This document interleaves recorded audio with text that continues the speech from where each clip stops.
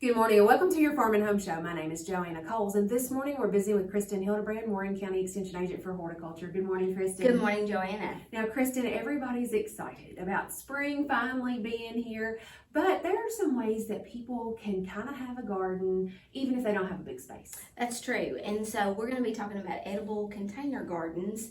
And container gardens have really taken off in the last couple years. They've been very popular in the fact that, like you said, you don't have to have a huge amount of space. You can still have a garden. And, you know, a lot of times there's a lot of different advantages with having containers. So I feel like the popularity and the ease of, you know, cultivation and you know, varieties and things like that, you know, it just seems like there's a whole big world around container gardens, and people may be wanting to supplement, you know, some of their grocery bill by growing some of their own foods. And these are just some things to kind of think about to help you be more successful, especially with edible container gardens. Absolutely. And a lot of times people don't see success with edible container gardens because they try to put too much in one pot. Yes. And it stresses for the amount of water and nutrients and all those things. It takes a higher amount of management to run those. But you have some tips and some ideas that might make it fun.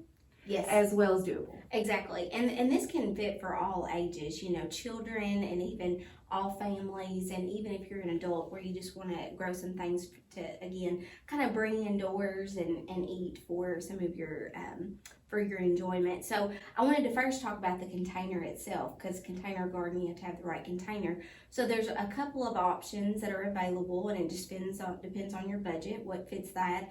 There's non-porous containers and porous containers. So really, you probably want to gravitate to one that's non-porous. Porous just simply means it's going to wick away a lot of moisture, and with it being above ground anyway, it's going to lose some moisture by the sun and the wind and things of that nature. So even though clay looks really, really good in those Southern Living gardenings and, you know, the magazines that we see, you're going to have to water quite a bit. And then too, when we start getting into the summer months here in Kentucky, it will require a lot more water. So maybe you might want to look towards a plastic container.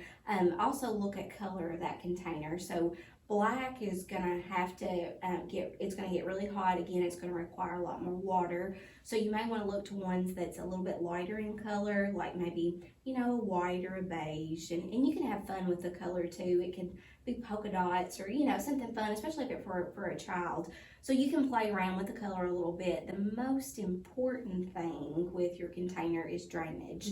So if it doesn't have drainage holes in the bottom, you need to make sure that you do that. So that way that the water is not gathering around the root zone and it's causing root rot problems. But container is very important. So consider some of those things on, and even size, Joanna, is very important too. So consider the mature size of that plant, what it's going to need. A lot of times when we buy it at the store or buy it from a garden center, it's really small, so consider the full size. And then that kind of all leads in on containers into the plants itself.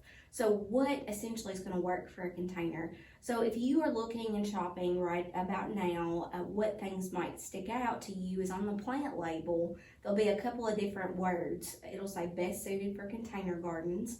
It could also say dwarf or compact. So if you see any of those three things, those are going to be indicators to you as a consumer, okay, this is going to be ideal for me to take home and grow in a container garden. And if you have any questions whatsoever on, you know, like what plants are best, you can always call us, but some of those things are right there for you. Then the last thing I want to talk about is the soil media. That's very, very important. A lot of our roots are going to be in the soil, so they need to be able to obtain those nutrients and feed that plant. So look for something that's got really good drainage to it. So a lot of times it's going to say sterile potting soil mixture, and it's going to be ideal for containers. We actually, speaking of more, we have a class coming up here at the Extension office at the end of March. So we wanted to tell everybody about it. You might want to mark your calendar for Tuesday, March the 28th. And this is going to be a class dedicated to edible container gardens and learning more about some of the care that's needed, like fertilizer and watering and things of that nature, to help you be more successful. But that will be held here at our office on Tuesday, March the 28th, again at 6 p.m. It's free. If you want to come, we'd love to have you, so just give us a call. All right, Kristin, well, thanks for the information. And if you would like to attend this class or more information on container gardening, make sure to contact the Extension office. Thanks for watching and have a great day.